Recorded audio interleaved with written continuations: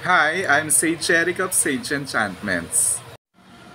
Inaanyayahan ko kayong lahat na sumama sa Sage Enchantment Ritual ngayong November 17, 2023. Meron kayong tatlong ritual na pwede niyong pagpilian.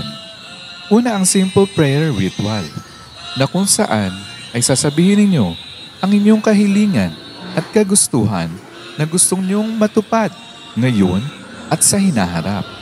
Tatawagin natin ang mga divinities at ang inyong mga ancestors para tulungan tayo at alalayan sa ating mga problema at mga kahilingan.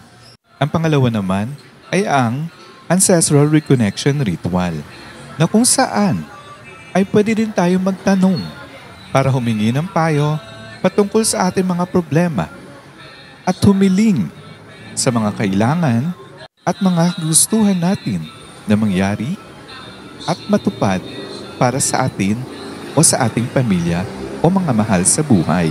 Gaya nga na lagi ko sinasabi, ang ating ancestors ay sadyang matulungin, mauwain at maunawain at lagi lamang nandiyan upang tayo ay alalayan. Ang ikatlong ritual ng Sage Enchantments ay ang Panelo de Amor. Ito ay para sa pag-iibigan o para sa inyong buong pamilya. Kung may problema, ay siguradong resolbahin para magtagumpay at mapaigting ng hindi sira o puro puspos lamang ang magagawa nito. Please let me know if you are in